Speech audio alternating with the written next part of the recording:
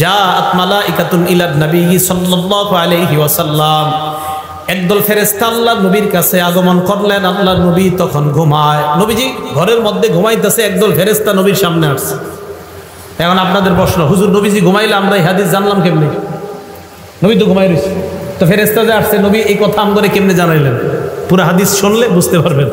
নবী তো ঘুমাই রয়েছে, তাও আবার যেন কিতাব না, বুখারী শরীফের বর্ণনা। রাসূল সাল্লাল্লাহু আলাইহি সাল্লাম ঘুমিয়ে আছে, ফেরেশতারা আসছে। এক ফেরেশতা বলতেছে ইন্নাহু নাঈম, উনি তো ঘুমায়। আরেক ফেরেশতা কয় ইন্নাল আইনা নাঈমা ওয়াল কলবা ইয়াকযান, ওনার চোখ ঘুমায় অন্তর ঘুমায় না।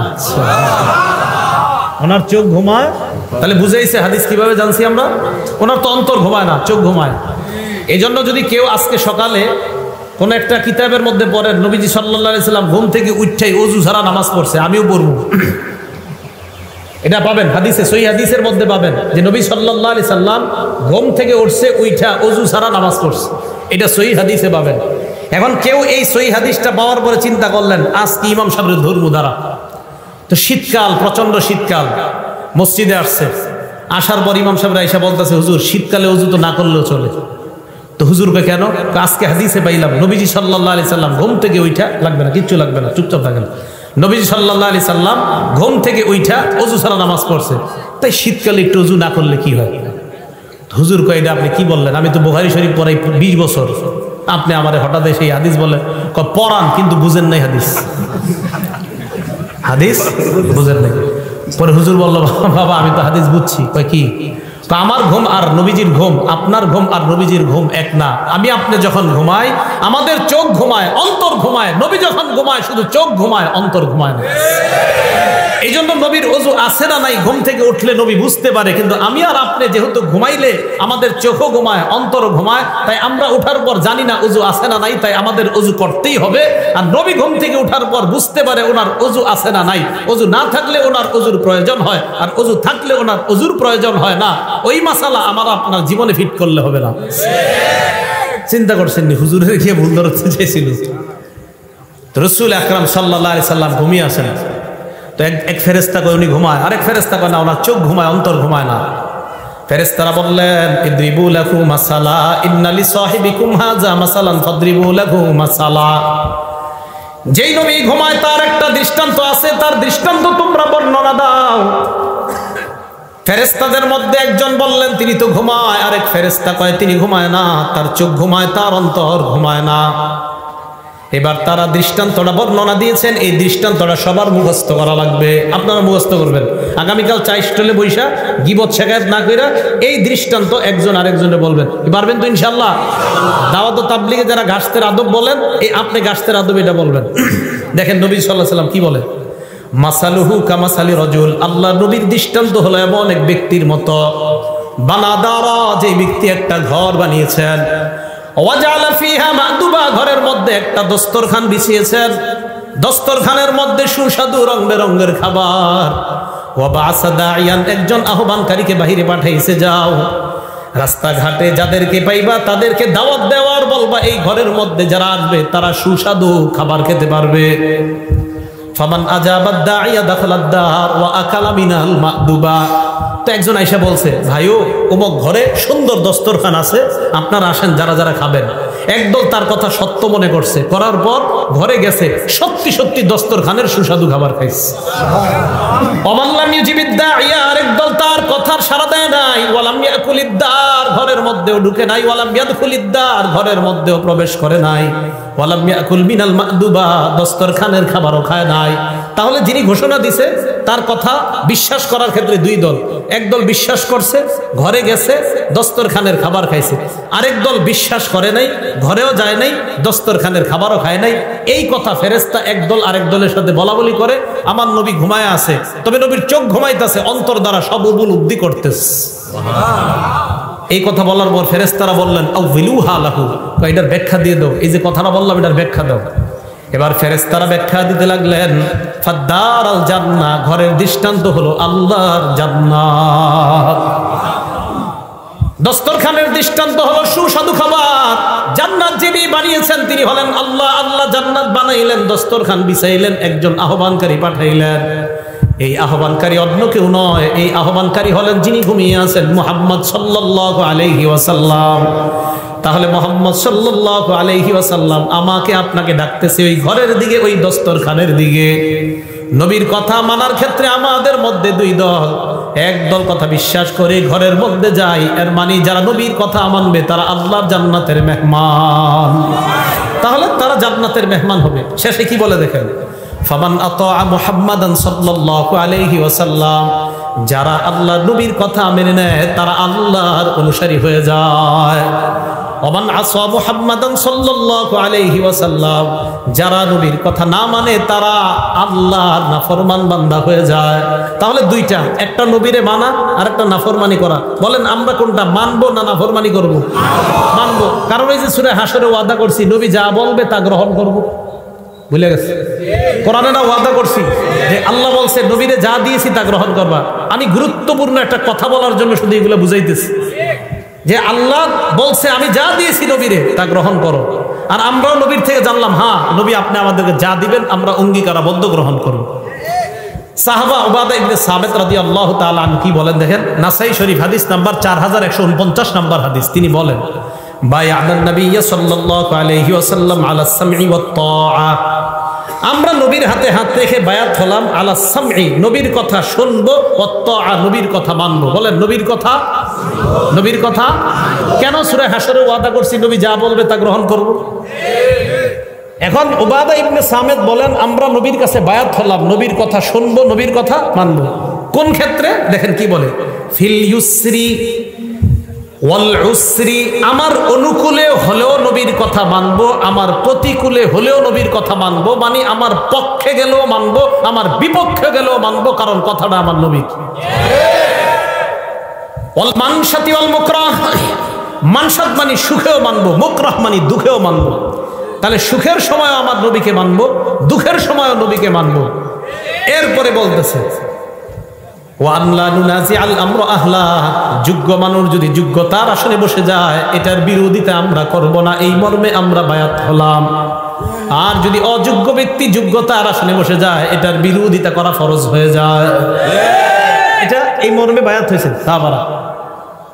আর কি, ওয়ান্নাকুমা বিল হক্কি হাইসু লা নাখাফু ফিল্লাহি লাওমাতা লাইম, হক কথা বলতে কখনো আমরা কাউকে ভয় করব না, এই মর্মে নবীর কাছে আমরা বায়াত হলাম। তাহলে নবীর কাছে আমরা বায়াত হলাম, নবী যা বলবে তা শুনবো এবং মানবো। কেন? সূরা হাশরে আমরা ওয়াদা করলাম, আল্লাহ বলছেন আমার নবীকে যা দিলাম তোমরা তা গ্রহণ করো। এখন নবী আমাদেরকে কি নিষেধ করছে আর কি আদেশ করছে দেখেন তো একটু। নাসাই শরীফ হাদিস নাম্বার 4161 নাম্বার হাদিস। قال رسول الله صلى الله عليه وسلم, আল্লাহ নবী বলেন বায়ুইনি আলা আন লা তুশরিকু বিল্লাহি শাইআ, আমার কাছে তোমরা বায়াত হও তোমরা আল্লাহর সাথে শিরিক করবে না। তাহলে ওই যে আবার কোরআনে বলছে নবী যা বলবে তা মানবো, নবী বলছে শিরিক করা যাবে না, তাহলে শিরিক করা, শিরিক করা। সেজদা কাকে দিতে হয়? যদি মাজারে সেজদা দেওয়া হয় শিরিক। আর শিরিক বলেন মাজারে সেজদা দিলে সেজদা দিতে হয় কাকে? আল্লাহকে। আল্লাহ বলছে শিরিক করো না, নবীও বলছে শিরিক করো না, তো নবীর কথা কেন মানবো? আল্লাহ বলছে নবী যা দেয় এটা গ্রহণ করো। তাহলে এক নাম্বার শিরিক করো না, এই মর্মে বায়াত হও, তো আমরা বায়াত হলাম। ওয়ালা তাসরিকু, তোমরা চুরি করবে না, বায়াত হও। ওয়ালা তাজিনু, তোমরা ব্যভিচার করবে না, জিনা করবে না, বায়াত হও। জিনা কারে কয়? মানে আমাদের মাথায় একটা এসে পড়ে যে জিনা মনে হয় ওইটা, না না, সহিহ বুখারী 6612 নম্বর হাদিস। قال رسول الله صلى الله عليه وسلم ان الله كتب على ابن ادم حظه من الزنا ادرك ذلك لا محاله, সমস্ত আদম সন্তান আমি আপনি আলেম জাহেল সবাইকে আল্লাহ জিনা নামক পরীক্ষা দ্বারা পরীক্ষা করবেন। এই পরীক্ষায় সময় পড়তে হবে ফাজিনাল লিসান আল মান্তিক, জবানের জিনা হলো কথা বলা। যেই নারীর সাথে দেখা দেওয়া হারাম, এই নারীর সাথে সরাসরি কথা বলাও হারাম। সরাসরি কথা বলা মোবাইলে, এটা আসতে হইলো কেন? যেই নারীর সাথে সরাসরি দেখা দেওয়া হারাম, এই নারীর সাথে সরাসরি কথা বলা মোবাইলে, হ্যাঁ জোরে বলেন, মোবাইলে। তাহলে জিনাল লিসান আল মান্তিক, মুখের জিনা হলো কথা বলা। ওয়াজিনাল আইনি আন নাজরু, চোখের জিনা হলো দেখা। চোখের জিনা দেখা। ওয়ান-নাফসু তামান্না ওয়া তাশতাহি, রং নাম্বারে একটা মেয়ের সাথে কথা বললেন, বলার পর বালিশে মাথা লাগিয়ে চিন্তা করতেছেন না জানি মেয়েটা দেখতে কেমন। আল্লাহ নবী কয় অন্তরের জিনা করলা। এটা অন্তরের জিনা। এটা কিসের জিনা? অন্তরের জিনা। তো এই জাতীয় জিনা মনে হয় পুরো এলাকায় স্মার্টফোন তো চালানি না, এটা হওয়ারও সম্ভাবনা নাই। তাহলে রাসূল সাল্লাল্লাহু আলাইহি সাল্লাম বললেন 1 নাম্বার শিরিক করবে না, 2 নাম্বার চুরি করবে না, 3 নাম্বার জিনা করবে না। তাহলে জিনা এগুলাও জিনা। হেঁটে হেঁটে কোনো নারীর দিকে যাওয়া পায়ের জিনা, কোনো নারীর শরীর স্পর্শ করতে যাওয়া হাতের জিনা, চ্যাটিং করা কোনো নারীর সাথে মোবাইলে এটাও হাতের জিনা, অবৈধভাবে কোনো নারীর সাথে চ্যাটিং করা অপ্রয়োজনীয় এটা হাতের জিনা। কিসের জিনা? হাতের জিনা। হ্যাঁ, হাতের জিনা। এই জিনার মধ্যে লিপ্ত হওয়া যাবে না। এটা রাসূল সাল্লাল্লাহু আলাইহি ওয়াসাল্লাম সব ওয়াদাবদ্ধ।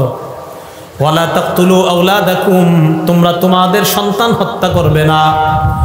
ওয়ালা তাতুনা বিবুহতান তাফতারুনাহু বাইনা আইদিকুম, নিজেরা বানিয়ে মিথ্যা কথা বলবে না।